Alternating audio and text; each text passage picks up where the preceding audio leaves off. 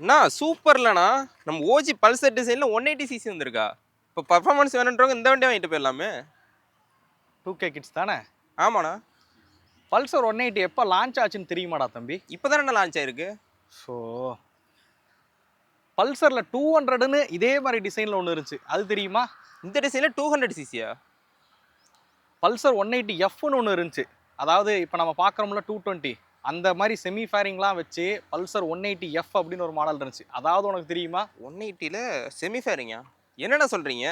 சரி சரி போ, அதெல்லாம் பற்றி டீட்டெயிலாக சொல்கிறேன். பஜாஜ் பல்சர் 180 ஆக்சுவலாக சொல்லணும்னா 2001ல் பல்சர் 150யும் இந்த 180யும் ஒரே சமயத்தில் தான் அறிமுகப்படுத்தினாங்க.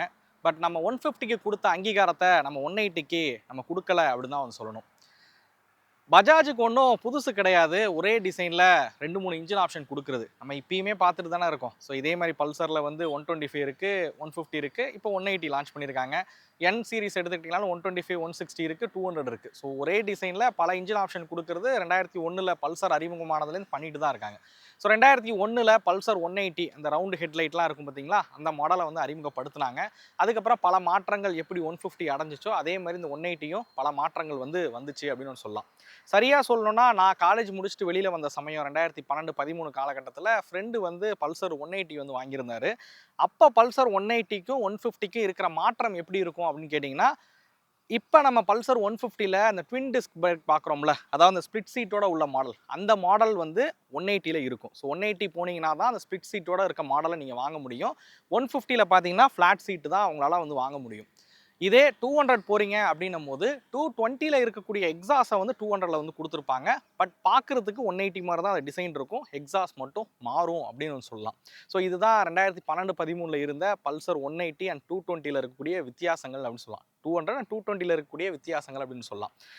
2019ல் பார்த்தீங்க அப்படின்னா இந்த பல்சர் 180ல வந்து 220யோட அந்த செமி ஃபேரிங் எல்லாம் கொடுத்து, அந்த ப்ரொஜெக்டர் ஹெட்லைட்லாம் இருக்கக்கூடிய அந்த செமி ஃபேரிங்கை வந்து கொடுத்து 180 எஃப் அப்படின்னு சொல்லி அறிமுகப்படுத்தினாங்க. ஸோ அதுவும் பார்த்தீங்க அப்படின்னா பல பேருக்கு வந்து அறிமுகம் ஆனதும் தெரியாது, அதை டிஸ்கண்டினியூ பண்ணதும் பார்த்தீங்க அப்படின்னா பெருசாக வந்து தெரியாது. 2 வருஷம் தான் அது அதிகபட்சமாக சேல்ஸில் இருந்துச்சு அப்படின்னு சொல்லலாம். 2022ல் பஜாஜ் வந்து என் சீரீஸ்க்கும் எஃப் சீரீஸ்க்கும் இம்பார்ட்டன்ஸ் வந்து கொடுக்க ஆரம்பிச்சு பஜாஜ் பல்சரோட இந்த 180 சீரீஸே வந்து ஸ்டாப் பண்ணிட்டாங்க அப்படின்னு சொல்லுவேன். அகெயின் 2026 ஏப்ரல் மாதம் இந்த பஜாஜ் பல்சர் 180யை அறிமுகப்படுத்தியிருக்காங்க. இப்போ உள்ள காலகட்டத்தில் பஜாஜ் பல்சரோட இந்த 180 வந்து அப்கிரேட் பண்ணி அறிமுகப்படுத்தியிருக்காங்களா, இல்லை பழைய 180ல இருந்து நிறைய விஷயங்களை ப்ரைஸ்க்காக வந்து குறைச்சிருக்காங்களா அப்படிங்கிற எல்லாத்தையுமே இந்த வீடியோவில் நம்ம வந்து டீட்டெயிலாக பார்க்கலாம். வாங்க வீடியோக்குள்ளார போகலாம்.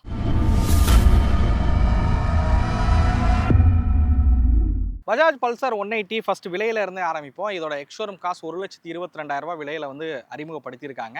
ட்வின் டிஸ்க் பிரேக் உள்ள 150 மாடலை காட்டிலும் இது 5,000 பார்த்தீங்க அப்படின்னா விலை வந்து அதிகமாக இருக்குது. பட் ட்வின் டிஸ்க் பிரேக் உள்ள மாடல் போனீங்க அப்படின்னா ஸ்பிளிட் சீட்டோட உங்களுக்கு வந்து கிடைக்கும். பட் இல்லை, ஸ்பிளிட் சீட் வசதி இல்லை அப்படின்னு சொல்லுவேன். இது வந்து ஃப்ளாட்டான சீட் தான் வந்து கொடுத்துருக்காங்க. டிசைனில் அப்படி என்னெல்லாம் மாறுதல்கள் பண்ணியிருக்காங்க அப்படிங்கிறத நான் உங்களுக்கு அப்படியே வந்து எப்படி இருக்குன்றதை காமிக்க ஆரம்பிக்கிறேன். அதுக்கு முன்னாடி இந்த வெஹிக்கிள் நமக்கு ரிவ்யூக்காக கொடுத்த வைபவ் பஜாஜ் தஞ்சாவூர் ஷோரூமுக்கு மிகப்பெரிய நன்றியை வந்து தெரிவிச்சுக்கிறேன். நீங்கள் யாராவது பஜாஜ் பைக்ஸ் வாங்கணும் விருப்பப்பட்டீங்க, இல்லை இந்த பல்சர் 180 டெஸ்ட் ட்ரைவ் பார்க்கணும் விருப்பப்பட்டீங்க அப்படின்னா டிஸ்பிளே தெரியக்கூடிய வைபவ் பஜாஜ் தஞ்சாவூர் காண்டாக்ட் நம்பருக்கு மறக்காமல் காண்டாக்ட் பண்ணுங்கள்.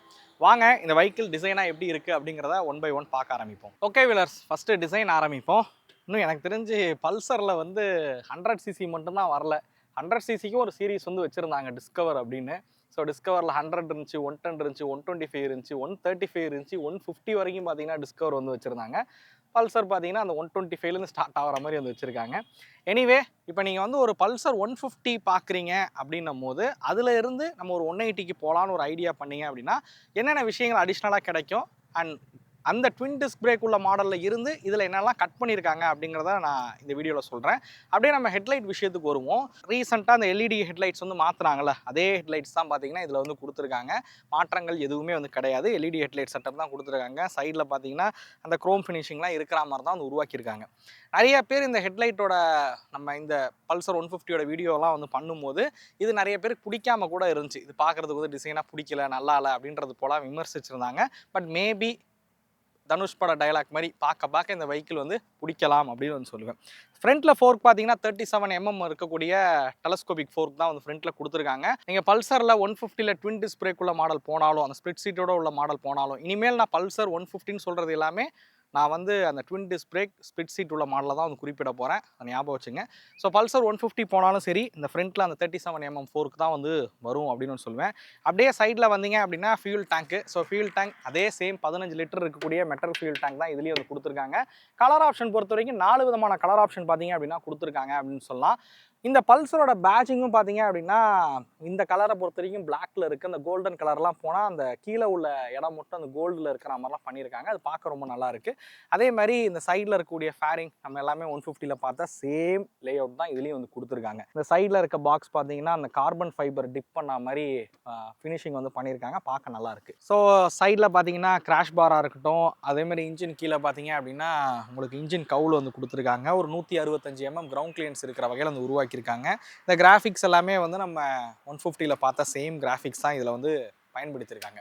160mm கிரவுண்ட் கிளியரன்ஸ் அப்படிங்கிறது நிறைய இடங்களில் வந்து பல்சர் வந்து அண்டர் பாடி வந்து அடிப்படும்.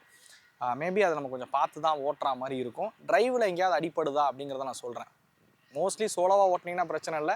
பில்லியன் வச்சு ஓட்டும் போது நிறைய தடவை நான் பல்சர் ஓட்டும் போது ஃபேஸ் பண்ணியிருக்கேன். மேபி இது எப்படி இருக்குன்றதை நம்ம டிரைவில் வேணால் செக் பண்ணி பார்ப்போம். இப்போ நீங்கள் வந்து ஒரு 150 பல்சர்லேருந்து இந்த 180க்கு வரீங்க அப்படின்னும் போது 220ல் இருக்கிற மாதிரி எக்ஸாஸ்ட் பார்த்தீங்க அப்படின்னா இதில் வந்து கொடுத்துருக்காங்க அப்படின்னு ஒன்று சொல்லலாம். ஸோ நம்ம அப்படியே இந்த வெஹிக்கிளோட எக்ஸாஸ்ட் நோட் கேட்டுடலாம். ஐடலில் இருக்க நோட்டு இது.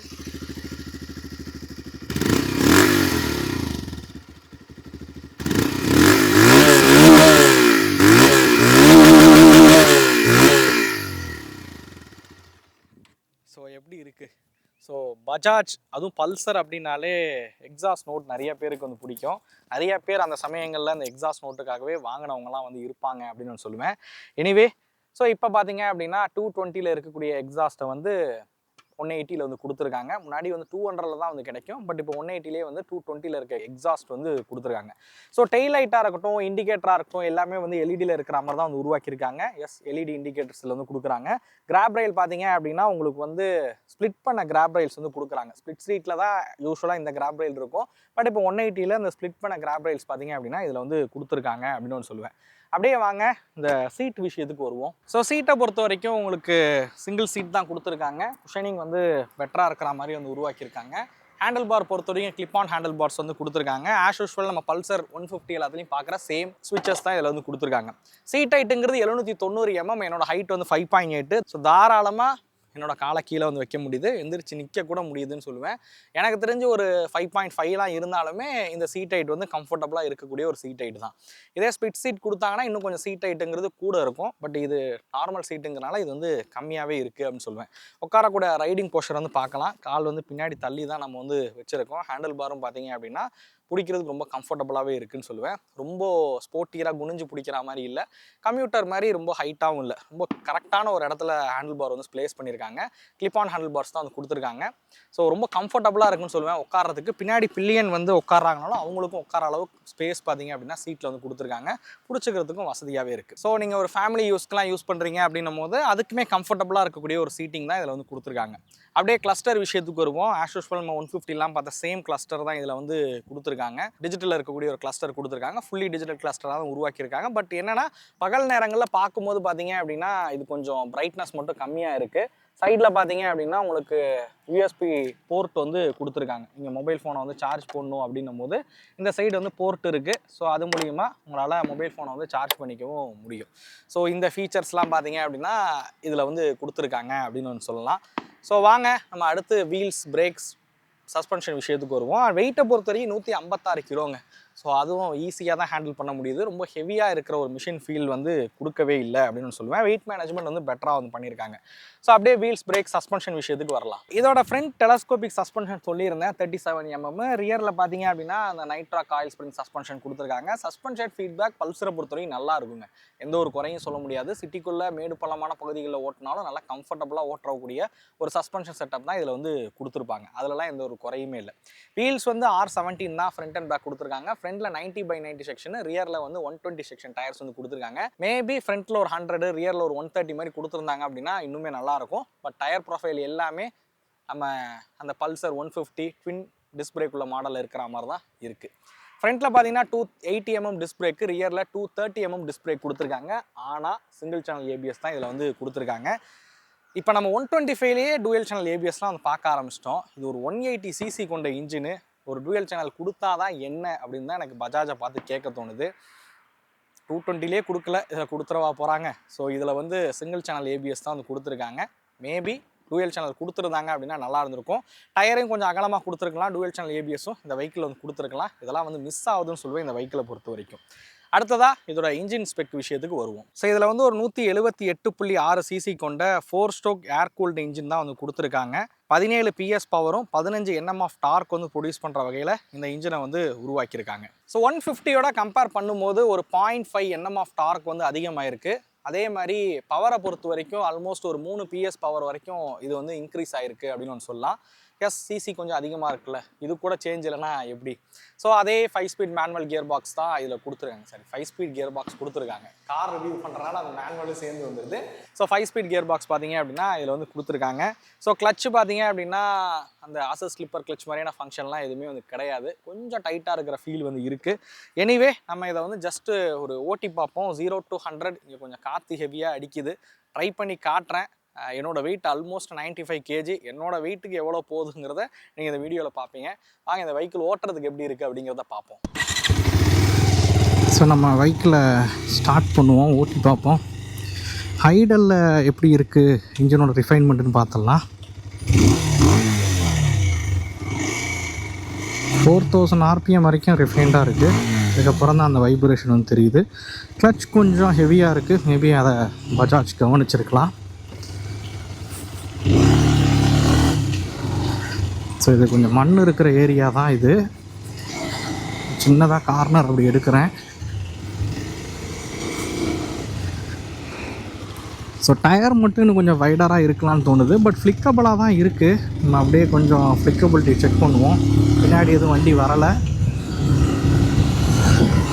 ஸோ நல்ல ஃப்ளிக்கபிளாக தாங்க இருக்குது. ஸோ வெயிட் மேனேஜ்மெண்ட் பெட்டராக வந்து பண்ணியிருக்காங்க. உங்களுக்கு மீட்ரு தெரியுதான்னு தெரியல எனக்கு. ஏன்னா எனக்கே பகல் நேரத்துலேயே பார்க்க தெளிவாக தெரியல. இந்த மீட்டர்லாம் கொஞ்சம் ப்ரைட்டராக இருக்கிற மாதிரி பண்ணலாம். ஸோ 80ல் வந்து போகிறோம். ஸோ நல்லாவே இருக்குது, கான்ஃபிடண்ட்டாக இருக்குதுன்னு சொல்லுவேன். பின்னாடி வண்டி வரல. நான் ஒரு பேக் பிரேக் மட்டும் அப்ளை பண்ணுறேன். எப்படி இருக்குது, ஸ்கிட் ஆகுதான்னு பார்ப்போம். ஸோ ஃப்ரண்ட் பிரேக் அப்ளை பண்ணல.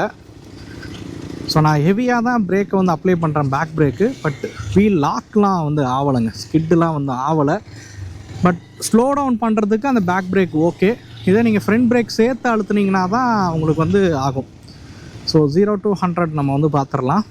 1 2 3. ஸோ 30 45 60. ஸோ 80.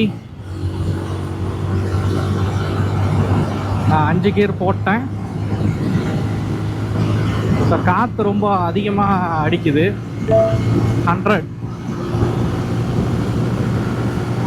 ஸோ ஒரு ட்ரிபிள் டிஜிட்டில் வந்து நீங்கள் ஒரு க்ரூஸ் பண்ணுறீங்கன்னா எப்படி இருக்குது அப்படின்னு பார்ப்போம். நான் ஒரு 100லேயே வந்து க்ரூஸ் பண்ணுறேன்.